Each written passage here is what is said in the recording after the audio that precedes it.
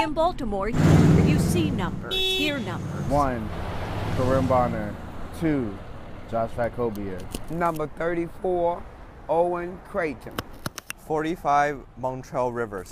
Measuring where? 82, Paul Smith. Who? 176, Claude Miles III.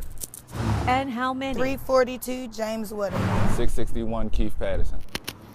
It can feel like too many to count, too many to bear. 1,000, Daniel Mulhausen. Behind each number is a story. 1,093, Gilbert White. Of a sister, father, a son. 216th murder. Murder 216 in the year 2016. Amani Grossman, Latresa Scaff's son. Latresa raised a family here along Bonaparte Avenue in East Baltimore. It may not have been sweet, but it was home. They've seen people get beat up real bad. You know, like I said, bodies. They hear gunshots. They couldn't go outside and play. Her oldest son, Amani, grew up here. It was like the life of the family gatherings. Make everybody laugh. But that brightness began to fade as a teen. He would talk about the violence every day. You know, like things like, Ma, if you don't get us out this city, I'ma die. I know I'ma die. Despite those fears, Amani remained resilient. That's Amani making a game-winning basket in a middle school game. That ended up being one of those games where everyone rushes off the court and everyone's cheering and all that stuff.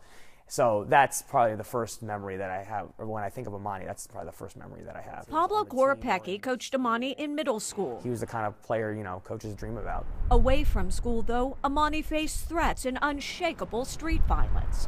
At 13, his life was threatened at knife point, and he never shook what he witnessed while shooting dice one day along his block.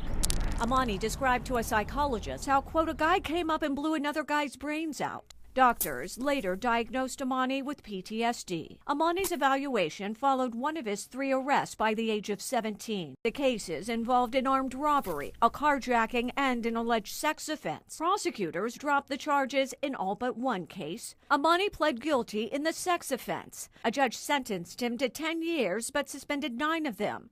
One of his childhood friends was a co-defendant in that case. That's what kept drawing him back into the city, his childhood friends. That's why Latresa sent Amani to Virginia to earn his high school diploma. While he was away in school, he lost maybe like 3 of his close friends to gun violence.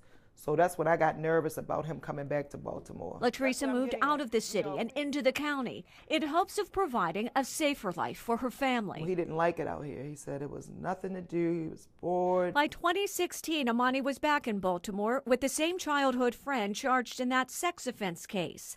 This video shows them together on September 14th. Seconds later, shots rang out. Amani's childhood friend stood by and watched as he was murdered. I felt it. It was horrible. This is the most pain I ever endured in life.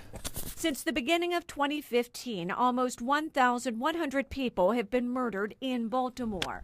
A single number that doesn't provide a true reflection of the total number of mothers, sons, and friends left wounded. It made you look in the mirror a little bit and figure out, like, where are we kind of failing them? Amani's bed just as he left it that day. I just hug the pillow sometimes because I can still smell him. In the corner is his jersey. He loved basketball. A gift from the team. He's at the end, number 2. I was picturing him going out of state to college, playing professional basketball. A similar picture now hangs in the gym at Amani's middle school. He's very much alive. In different places I've written down his name and things like that. So, you know, whenever I'm having a bad day, you might open the book in your notebook and you kind of see him, see his name there, and you kind of remember that there's a reason why we're here and there's a reason why we're doing what we're doing. This has got to stop being our meeting place. This is one of the few spots where families don't want to meet. Oh, baby. It's been just over a year and a half since Amani's murder, and family members are gathering again to see Amani's newly placed headstone. Baby.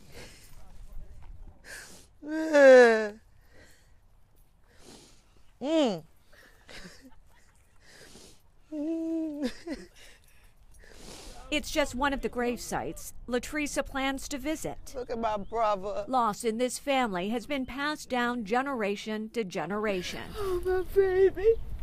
Latresa's brother was shot and killed in Baltimore in 2003. Her father murdered in 1981. I don't even know what to do at this point in time. It's too much. Something has to be done with these murders. Baltimore has lost more than 1,000 people over the past 3 years to murder. Latrice's lost 3. But there's one new number, Amani's son, a child with the same potential as those who've come before him. Thy kingdom come, thy will be A done. hope Latrice holds on to Lead us not, but deliver us from evil. and prays this next generation will follow a different path.